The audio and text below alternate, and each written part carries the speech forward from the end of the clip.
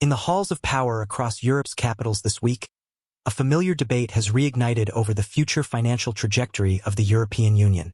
The combatants in this long-running ideological battle, the proponents of greater fiscal integration and risk-sharing via jointly issued EU debt on one side, and the defenders of fiscal sovereignty and national responsibility on the other.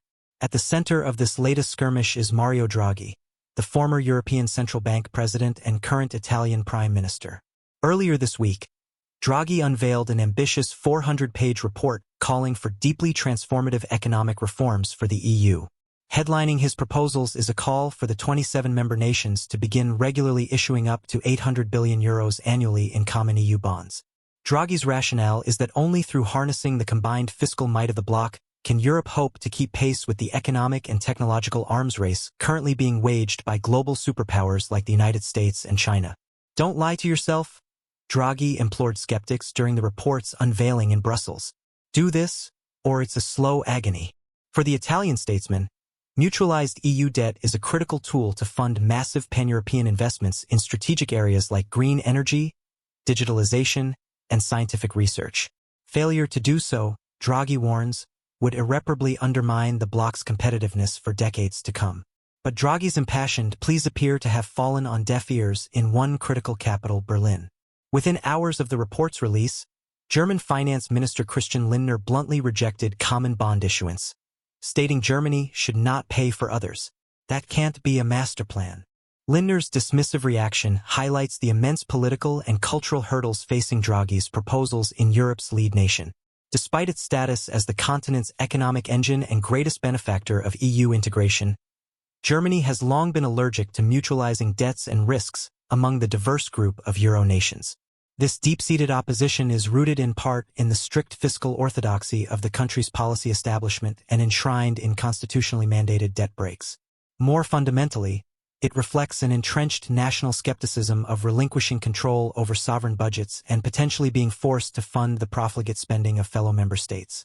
As Clemens Fuest, head of the influential IFO Institute, argued, many of the necessary reforms are feasible without additional money. Once they've been completed and there's a political will to do more, we can talk about more joint resources. For German leaders, forcing difficult but critical economic liberalization measures must necessarily precede any discussions of shared fiscal capacity at the EU level. A stance encapsulated by Lindner's blunt response, that joint debt can't solve the region's structural problems. Fuest is not alone among German economic influencers in pushing back on Draghi's ideas. Echoing Lindner, the head of a machine makers trade group stated directly, "We doubt whether joint debt is the right way forward." Such sentiments seem to pervade not just elite circles, but the German electorate more broadly. Growing opposition to EU integration and wariness of funding other nations' spending habits were a driving force behind the recent surge of far-right populist parties in May regional elections. Of course, Germany is far from monolithic in its attitudes towards Draghi's report. The Green Environment Minister did voice support for major new EU investments in principle, if not explicitly the debt mutualization component. And the powerful BDI industry group has joined Draghi in calling for ambitious joint EU spending to bolster competitiveness and economic security. But with the government's senior coalition party, the Free Democrats, steadfastly opposed and Angela Merkel's Christian Democrats criticizing EU debt during recent election campaigns, the political winds in Berlin appear to be blowing firmly against the Italian Prime Minister's vision. The irony is that few nations may benefit more from the type of continental mobilization for strategic investment that Draghi prescribes.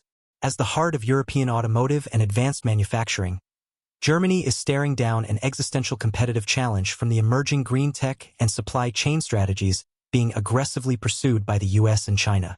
The recent announcement by German industrial titan Volkswagen of potential domestic factory closures highlighted the urgency of the situation. And economic studies regularly identify Germany as among the most dependent on open global markets that new technologies like AI and quantum computing could utterly upend. Yet, even as the high stakes of the debate sharpen, the divisions remain entrenched. The key drivers of European progress have lost a lot of weight due to domestic issues, assessed Marco Valli of UniCredit Bank. Moves toward the right and more nationalist and inward-looking policies aren't the ground for the sort of positions that Draghi advocates.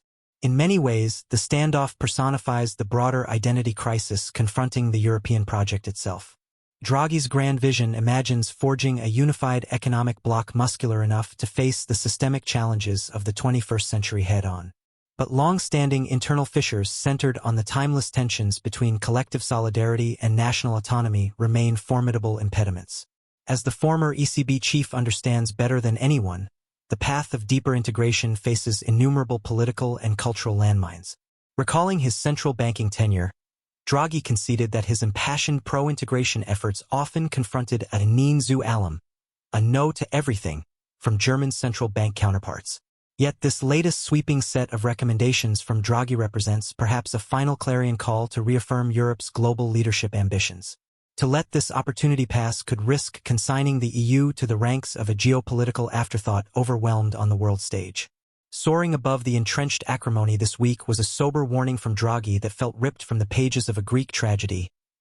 Don't lie to yourself. Do this, or it's a slow agony. Whether the old world is ready to heed the Italians' augurs or succumb to fragmentation and decline remains an open and consequential question. For the storied European experiment, the fateful crossroads it now faces may be its most pivotal since its very founding.